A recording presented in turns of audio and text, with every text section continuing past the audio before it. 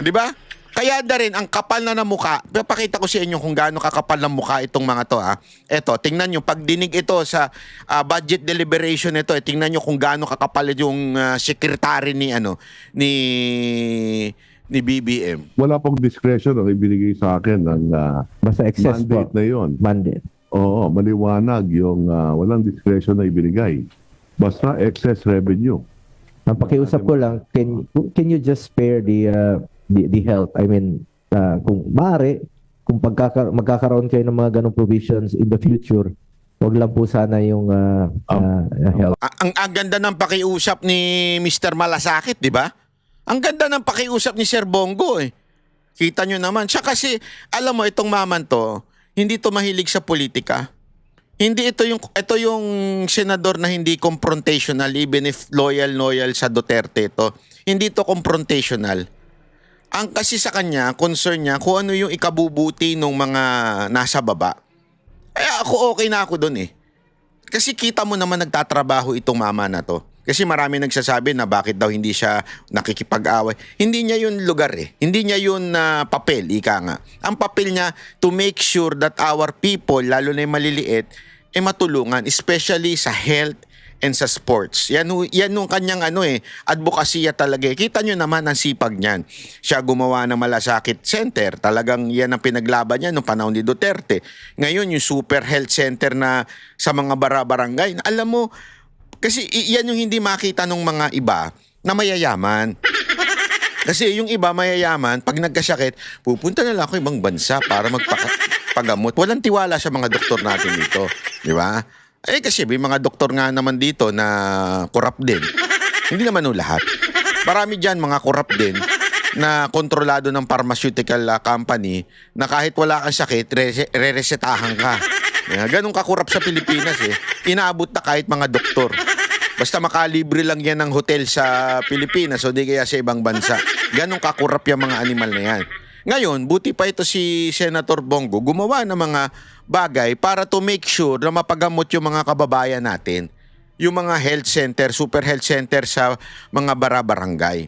Kaya concern niya yan. At napaka-bait ng kanyang approach dito sa, supposedly senador ka ha, pwede mong hindi pala bembangin. Pangit. Pwede mong banatan yung secretary dyan eh. Sa susunod naman, wag nyo naman tanggalan ng PhilHealth. Pwede mong ganunin yan eh. Pag pumalap, i-contempt mo, di ba? Pwede mong anuhin yan kung talagang gago. Pero ang bait to ni Senator Bongo. Pero tingnan mo itong secretary na to. Napamura ako. Napamura talaga ako nung napakinggan ko to eh. Kung wala na, di na rin tayo papayag dito sa Senado ng gano'n. Yan ang Hindi na rin tayo papayag. Kita mo, nagsasalita pa, daldal ng daldal tong secretary. Kung hindi nga rin namang, ayoko talaga. Ayoko. Pero ibig ko pong sabihin, kung meron man pong mga ganong provision na makita kayo, kindly spare the health. Tinan mo, kindly spare the health. Kasi para sa akin talaga, PhilHealth is para sa health. Health, klaro eh. Health ng Pilipino, PhilHealth. I agree totally. Ang pakiusap ko sa inyo, wag nyo kaming utusan. Bastos ang... Gago! Tarat! Kupat! Kakair... Alam mo, sekretary at... Sekretary, makinig ka. Utusan ka. Public servant ka. Servant. Huwag kang yayabang. VIP ka rin katulad nung yung undersecretary. Kaya ang yayabang na mga ngayon eh. Kasi nakakalusot sila eh. Diba? Ang yayabang na mga opisyal ngayon, ganyan. Huwag niyo akong utusan. Gunggong! Public servant ka, uutusan ka talaga namin. Kami nagpapasahod sa'yo. Feeling VIP ka dyan. Inuutusan ka namin ng taong bayan through our representative, Senator Bongo. Sinasabi namin, huwag niyong pakialaman ng PhilHealth. Ibigay niyo ng tama yung budget sa health. Inuutusan ka namin. Dahil public servant ka. Yabang nitong akala mo kung sino makaasta. Hoy, Wala ka na lang 3 taon dyan sa posisyon mo. Bababa ka na. Sisiguraduhin ko hindi ka maboboto sa Senado. Sisiguraduhin ko yan. Di na nga nanalo yung anak mo eh. Sisiguraduhin ko yan. Napakayabang nito. Hindi totoo to, mga kababayan. Public servant yan eh. Hindi dapat nagsasalita ng ganyan. Di ba? Nakakabuisit, mga kababayan. Hindi tama yan. Hindi ho tama yung ganyang klaseng asal. Kaya na lang kita nyo yung undersecretary ng LTO. Mamaya pag-uusapan natin yan. Tang-inang yan. BIP, BIP. Puro ganun ng kagaguhan. Hindi, alam mo, nako po. Hindi tama yung ganung klaseng asal. Hindi, pakita nga natin yung BIP na yun. Lintik na yan. Kasi nakakabuisit eh.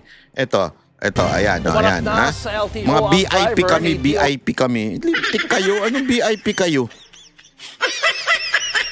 Alila. Ha?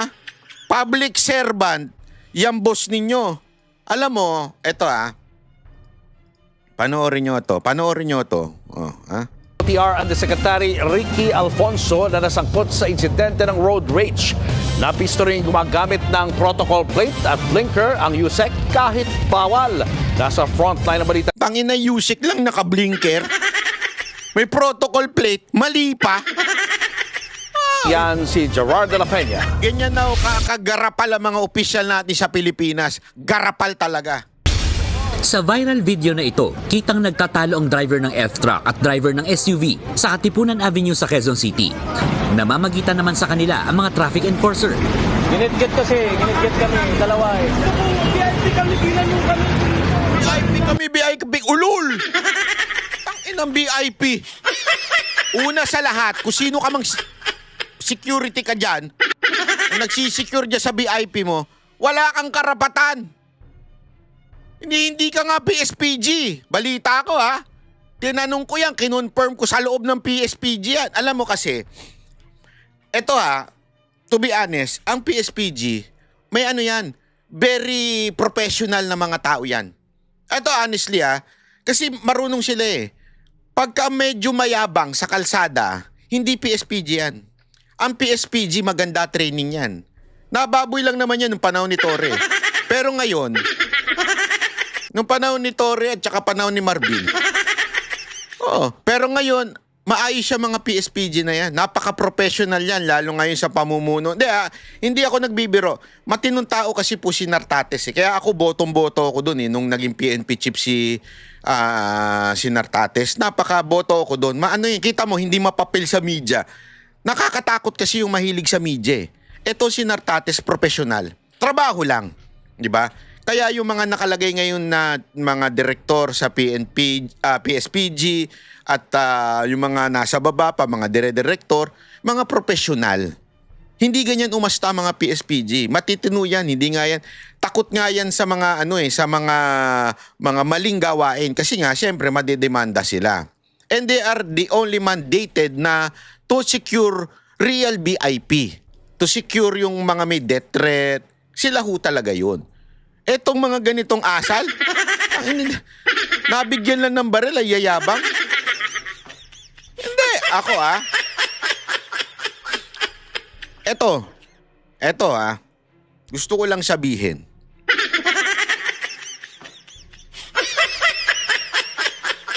Dapat, etong mga itong tinatanggalan ng LTAP. Kasi ang yayabang eh. Hindi ho tama na magyabang ka. Never, alam mo, you have to be a responsible gun owner. Yan ang napaka-importante. Ang baril ginagamit for protection. Not to flaunt, not to para yumabang ka, tumaas ang ego mo. Hindi yon. Ang baril, para depensa lang yan. Sa sarili mo at doon sa kasama mo. Nasa batas po yan eh. Pwede mong depensahan yung kasama mo pag may nakikita ka ng endanger. Para sa protection. Defense, ika nga. Hindi para yumabang ka, may baril na ako, kaya astig na ako, BIP to, BIP. BIP mo mukha mo.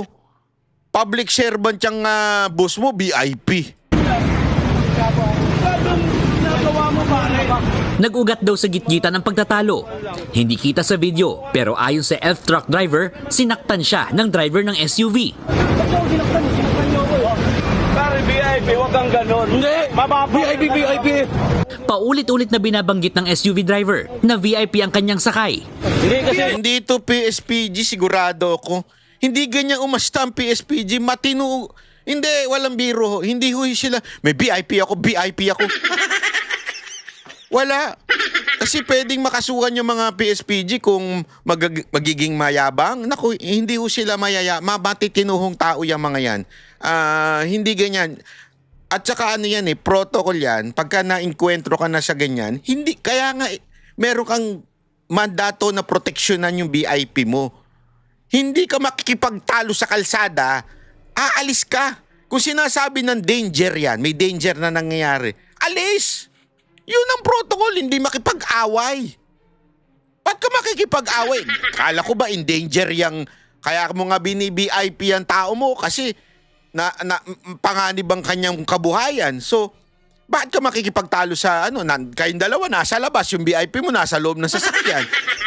Diba dapat, may na-encounter ka na, hindi, halimbawa, kasi alam mo ito, pinag-aaralan din natin ito, siyempre for our safety.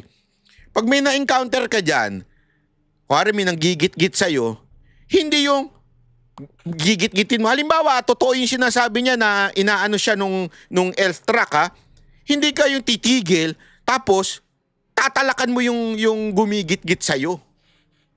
In danger ka na nga kaya dapat kumuripas ka na, umalis ka na. Feeling VIP talaga Pwede naman, sana kung nabangga, sana kung nawasak yung sasakyan. As a matter of fact, protocol nga yung pag binangga ka, hindi yung titigil ka Kasi malay mo yung bumangga sa'yo nananadya, tas pagbabarilin na kayo, ambush na pala yun. Diba dapat pag binangga ka, sibat? Kasi ang priority mo, yung VIP mo. Priority mo, safety ng VIP mo. Hindi yung makipagtalo ka, pakipagtaasan ka ng ego. Animal kayo. Ay, sandali, nawala tuloy. Umarap Ang ganon. Hindi! VIP! Paulit-ulit na binabanggit ng SUV driver na VIP ang kanyang sakay. Hindi kasi... VIP yung dala namin Dapat matukoy kung sino itong lintik na VIP ng VIP. Natukoy na yung Yusek nung nagmamaneho. Natukoy na yun si Yusek Ricky Alfonso ng DOTR. Kung nandyan lang si Secretary Vince, kung nasa DOTR pa, si Bakyan. Sigurado ko. Ngayon wala, mahina nila lang. na kami Makikitang may plakang number 10 ang sasakyan. Nakalaan niya sa mga mahistrado ng Court of Appeals. Mantakin mo, judge ang niyan. Dapat kasuhan na kaagad yan Mantakin mo CA yan Eto mataas-taas yan. Ibig sabihin ng CA, isusunod na sa Supreme Court yan. Diba? Tapos, ginagamit yung plaka na yan. Wow, ang kapal na mukha mo. Ang kapal na mukha mo. Court of Tax Appeals, Sandigan Bayan at Solicitor General. Nakarating sa Department of Transportation ang viral video. Sa kanilang investigasyon, napag-alamang si DOTR Undersecretary Ricky Alfonso ang nagmamayari ng sasakyan. Kasunod ng insidente, ipinag-utos ni Acting Transport Secretary Giovanni Lopez ang pagbawi sa protocol license plates. Hindi lang pagbawi.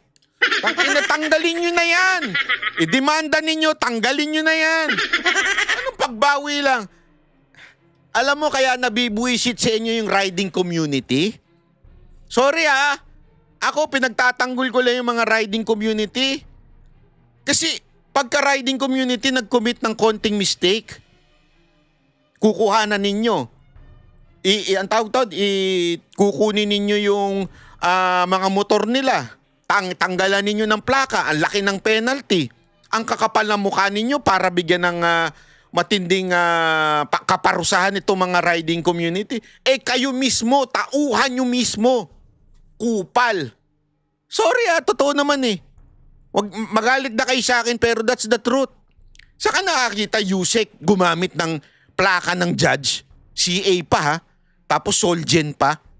Ganyan yung plakang ginamit niya. Andun pa siya, nag-appear siya dun. Ewan ko ba? Ba't di nyo patanggalin yan? Napakakita na, obvious na. Sasabihin nila, imbestigahan pa, imbestiga. Kita-kita na sa video siya, bumaba siya bumaba po siya Hindi ko nga maintindihan. Tapos sasabihin, investigasyon pa. Mga opisyal ng DOTR at attached agencies. Pinagpapaliwanag din ng ahensya si Yusek Alfonso at ang kanyang driver kaugnay sa paggamit ng number 10 na plaka at blinkers. Meron lang naman na mga qualified na ahensya na Ito pala ang bagong LTO chief. Gago! Sino ba ito? Sabi nila, ito daw yung isa sa mga naghain ng isa sa mga nagdala kay Pangulong Duterte sa dahig. Naalala nyo yun sa video na nandun na nagbigay ng para ewan ko kung ano yung binabasa nito, hindi naman warrant yun. Diba? Pero ito yun. Wala mangyayari dyan sa LTO. Hindi nga ito marunong sumunod dun sa article doon sa yung ICC. Tapos idilagay nyo pa dyan. Reward po ba yan, Marcos?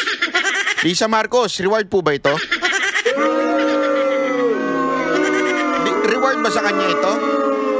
dapat gumagamit niyan hindi individual o government official.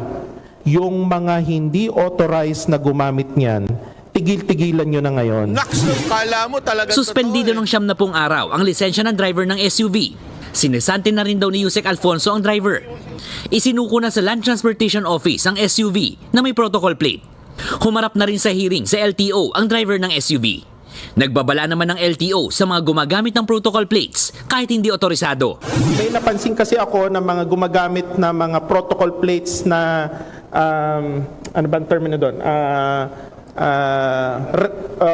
Parang replika o ano ng protocol plates. Medyo mahigpit ako dyan.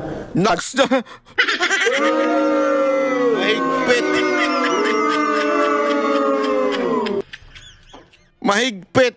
Sabihin nyo sa akin mahigpit. Pag tinanggalan nyo ng lisensya, yung nagdadrive at saka yung LTO USEC na yun.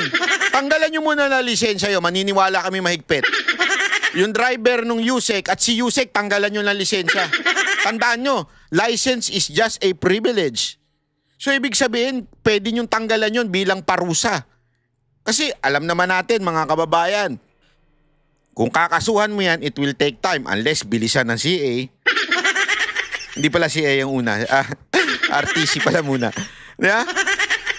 Pero it will take time pag kinasuhan mo yan. Pero, immediate, pagka ni-revoke nyo yung license. Kasi kung kaya ninyong gawin sa mga kamote rider, di ba ginawa ninyo yan sa kamote rider, yung mga vlogger, na epal, mga gunggong, mga kamote vlogger, na may ginagawang katarantuan, nire-revoke nyo yung license. Bakit ito, abusado, hindi nyo i-revoke ang license? Nakakita kami, yan sinaano ko sa law enforcement natin, yung mga plaka na hindi authorized, kahit protocol plates, temporary protocol plates, hindi allowed. Alam mo, buti na lang talaga yung plaka ko kakaiba rin Yung plaka ko tumutunog.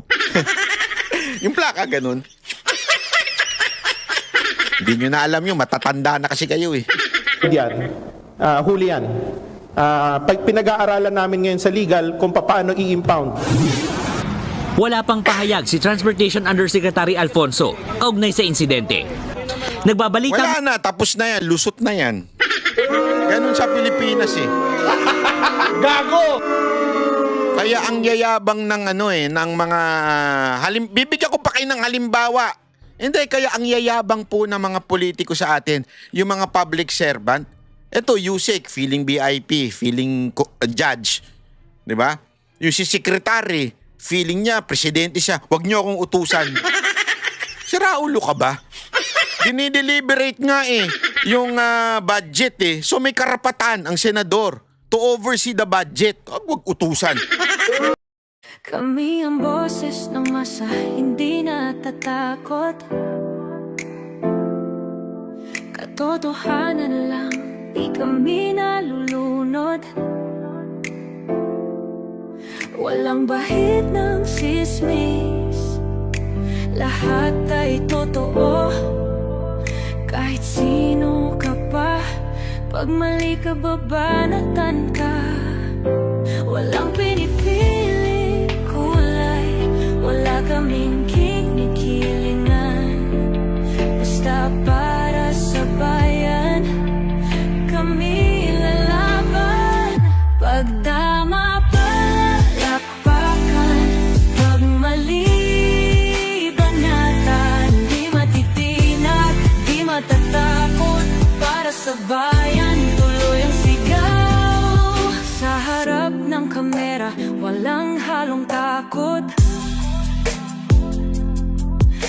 mabaluktot, lahat kayo'y tutumba. Ang hustisya at totoo, yun lang ang mahalaga. Kahit sinong harang, di kami matitinag. Walang pinipiling kulay, wala kaming kinikilingan. Basta para sa bayan, kami lalaban. Pag tama palakpakan, pag mali banatan. Di matitinag, di matatakot, para sa bayan tuloy ang sigaw. Kung nasa tama ka, ikaw ay aming kasama. Pero pag mali ka, handa ka na bang mabasag? Banateros kami, walang inuunan, dahil bayan muna bago ang sarili.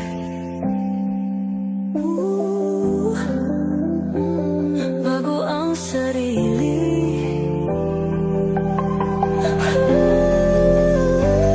Pag tama palakpakan, pag mali banatan. Banateros ang sigaw, katotohanan ang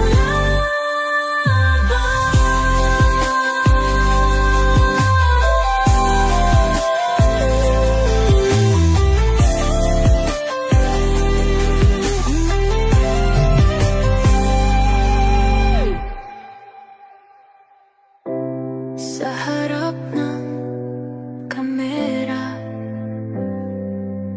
walang halong